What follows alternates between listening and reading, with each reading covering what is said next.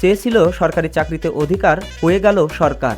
বলছিলাম নাহিদ ইসলামের ব্যাপারে, কিভাবে মাত্র ২৬ বছর বয়সে নাহিদ ইসলাম বাংলাদেশের অন্তর্বর্তীকালীন সরকারের প্রধান একজন হয়ে উঠলেন, সেই ব্যাপারে আলোচনা করা হবে। তাছাড়া নাহিদ ইসলামের কিছু অজানা তথ্য তুলে ধরা হবে। তিনি প্রতি মাসে কত টাকা ইনকাম করেন, তিনি কেমন গাড়িতে চলেন, তার স্ত্রী দেখতে কেমন, তাছাড়া আরও কিছু আপডেট তুলে ধরা হবে। তাই ভিডিওটি স্কিপ না করে পুরোপুরি দেখার অনুরোধ করা হলো। কোটা সংস্কার আন্দোলনের প্ল্যাটফর্ম বৈষম্য বিরোধী ছাত্র আন্দোলনের অন্যতম সমন্বয়ক ছিলেন ঢাকা বিশ্ববিদ্যালয়ের শিক্ষার্থী মোহাম্মদ নাহিদ ইসলাম ফাহিম। মাত্র ২৬ বছর বয়সে জাতির কাণ্ডারি হয়ে স্বৈরাচারের কবল থেকে ১৬ কোটি জনগণকে মুক্ত করেছেন তিনি। মুক্তিদাতা হয়ে উঠেছেন বাংলাদেশের মানুষের কাছে।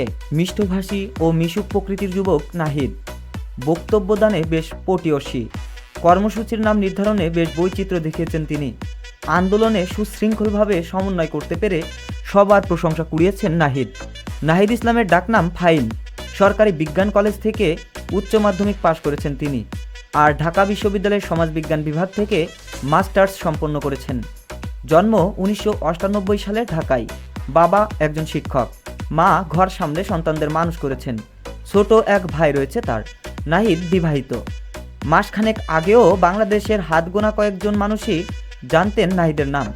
সেই নাহিদই এখন বিশ্বের বিভিন্ন প্রান্তে পরিচিত নাম হয়ে উঠেছেন। গত মাসে যখন কোটা বিরোধী আন্দোলন শুরু হয়েছিল, তখন প্রাথমিকভাবে নাহিদ ততটা পরিচিত মুখ ছিলেন না।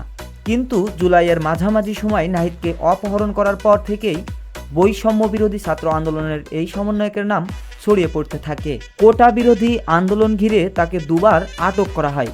প্রথমবার ১৯শে জুলাই সাদা পোশাকধারী বেশ কয়েকজন লোক তার এক বন্ধুর বাড়ি থেকে তাকে অপহরণ করে নিয়ে যায়।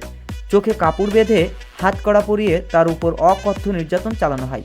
দুদিন পর পূর্বাচলে একটি ব্রিজের তলায় নিজেকে আবিষ্কার করেন নাহিদ।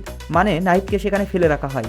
এরপর নিজেই কোনো রকম একটি রিকশায় উঠে বাড়িতে ফেরেন। দ্বিতীয়বার ২৬শে জুলাই ধানমন্ডির গণস্বাস্থ্য নগর হাসপাতাল থেকে তাকে অপহরণ করা হয়। শুক্রবার রাতে আর কি আমি আমার ফ্রেন্ডের বাসায় থেকে যাই।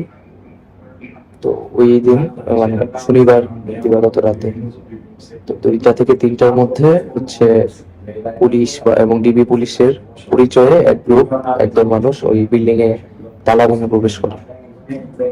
আমাকে আমার যা বন্ধু ছিল ঘুম থেকে উঠিয়ে দেয়। আমি ছাদে গিয়ে অবস্থান নেই। তো তারা কয়েকজন ছাদে আসে, এসে আমার নাম পরিচয় জিজ্ঞেস করে পরে আমাকে কয়েকজন মিলে জোর করে নিচে নামিয়ে নিয়ে যায় আর কি। তো আমাকে এর মধ্যে একটা গাড়িতে উঠানো হয় এবং উঠে আমার চোখ ৩-৪ স্তরের কাপড় দিয়ে চোখ বেঁধে ফেলা হয়, মাথায় হ্যান্ডকাপ করে। পরে স্বরাষ্ট্রমন্ত্রী ও সাবেক ডিবি প্রধান হারুন জানান নিরাপত্তার স্বার্থে তাকে হেফাজতে নেওয়া হয়েছে। আন্দোলনকারী ছাড়াও নাহিদ ইসলামের রয়েছে রাজনৈতিক পরিচয়। তিনি গণতান্ত্রিক ছাত্র শক্তির কেন্দ্রীয় নেতা।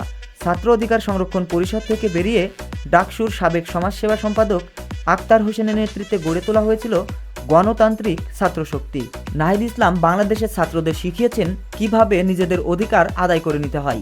বাংলাদেশের অন্যান্য রাজনৈতিক দলকে শিখিয়েছেন কিভাবে গণতন্ত্রকে পুনরুদ্ধার করতে হয়। তেমনি বাংলাদেশের ছাত্রদের কাছে তিনি এক অবিসংবাদিত নেতা হয়ে আজীবন বেঁচে থাকবেন। প্রিয় দর্শক শ্রোতা, আপনাদেরকে বলেছিলাম নাহিদ ইসলাম বিবাহিত কিনা। অনেক মেয়ে রয়েছেন যারা নাহিদ ইসলামের উপর ক্রাশ খেয়েছেন। আপনাদের উদ্দেশ্যে বলে রাখি, নাহিদ ইসলাম বিবাহিত। তাছাড়া নাহিদ ইসলামের ব্যক্তিগত কোনো গাড়ি নেই। আর নাহিদ ইসলাম যেহেতু ছাত্র, তাই তার ব্যক্তিগত ইনকামের ব্যাপারে আমরা তেমন কোনো তথ্য পাইনি। সবাই ভালো থাকবেন, সুস্থ থাকবেন, মন্দ হতে বিরত থাকবেন। Till then take care. Allah হাফেজ।